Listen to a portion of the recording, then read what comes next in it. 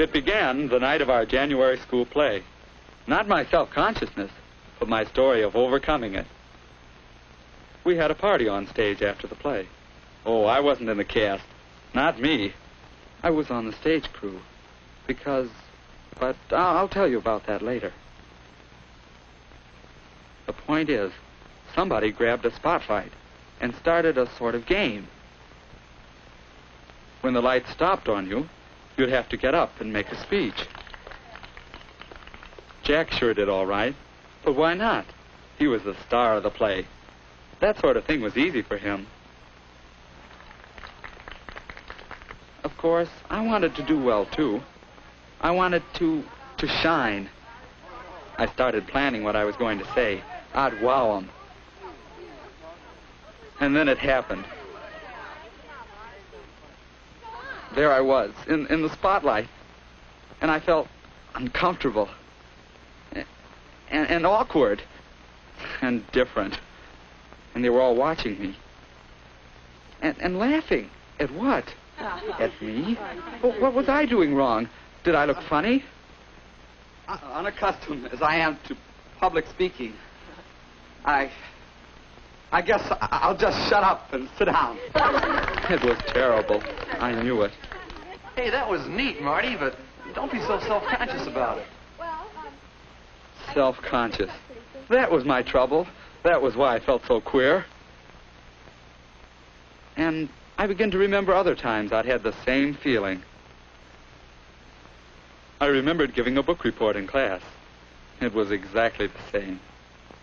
Yes, as if there were a spotlight on me, and everybody was watching me. Oh, I managed to get through my report all right, but I was miserable. And then I remembered the first time I asked June for a date. I knew just what I wanted to say, but when it came right down to it, yeah, I felt spotlighted again. And the words didn't want to come out. And she was staring at... Was my face broken out again?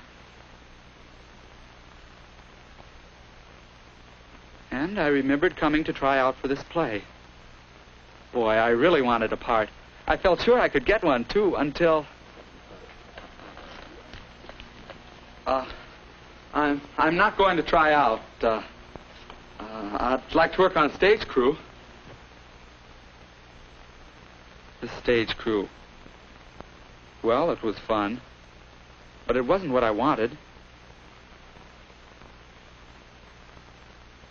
Yeah, the night of the party, Jack said it, and I knew he was right. Self-conscious. I felt I could never get up in front of the class, or ask a girl for a date, or do anything in public again. Yeah, I was a self-conscious guy. I couldn't even stay out the party. Yeah. Coach has shown us this little block. Come in like this and up. Oh, hi, Marty. Oh, hi, Jack. Okay. Say, what happened to you last night?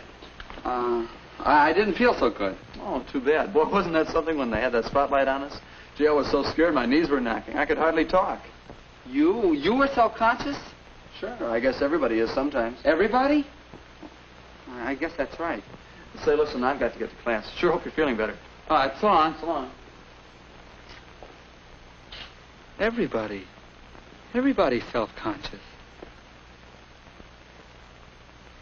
After that, I began to notice other people. Bill, for example. He always seems relaxed and comfortable. But a couple of years back, I can remember what a self-conscious guy he was. He really has overcome it.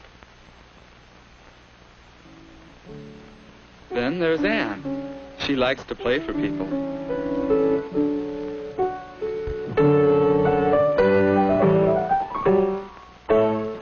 Watching her, I remembered 2 or 3 years ago, and how terribly self-conscious she was if anyone watched her play.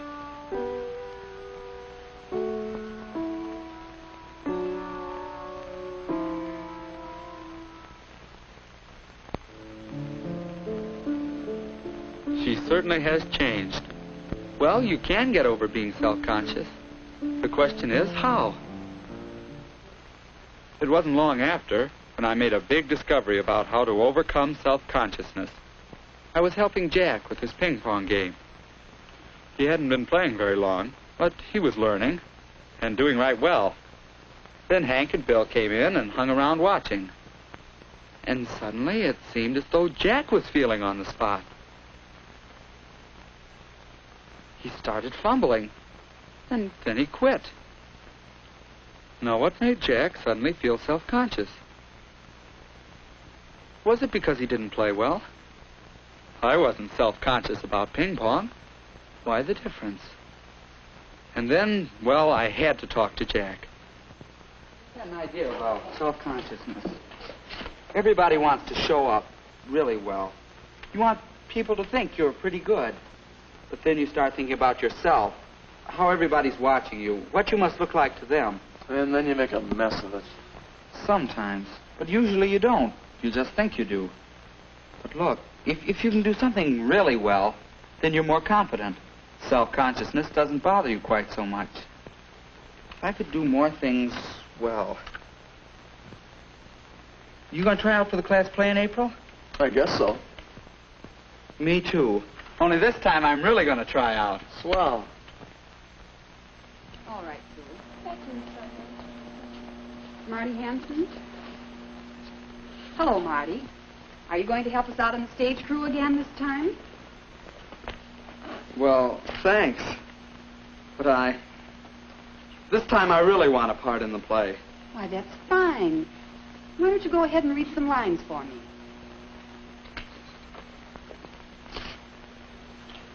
When I am in trouble, eating is the only thing that consoles me. Indeed, when I am in really great trouble, as anyone who knows me,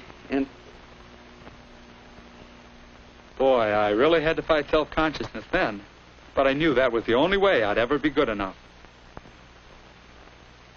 You know, I got a part. I practiced a lot. I figured it was like the ping pong deal. If I could become skillful, I wouldn't be so scared of it. It was easy alone. And finally, I got so it wasn't too hard with my family. I'd forget about myself and just think about doing it well. At rehearsal with the other kids, I could try another idea. Turning the spotlight onto someone else. Thinking about other people and telling myself I wasn't so important. And it worked part of the time. But when it came my turn to speak, then where could I turn the spotlight? While we're stopped, let me remind you all of something. You know, as we go through these themes, you should try to keep the whole situation in mind. Because, you know, after all, what other people are thinking and doing is just as important as what you're doing. Will you take those lines again? Keep the whole situation in mind. There was an idea. Would it work? At the present moment, I'm eating muffins because I'm unhappy. Besides, I am particularly fond of muffins. Well, I eat them. They were laughing, but now I knew they were laughing at the situation, not at me. Yes, it really helps to develop skills, so I can concentrate on what I'm doing instead of how I'm doing it. It helps to think of other people and remember that I'm not so important. And it helps to turn that spotlight on the whole situation.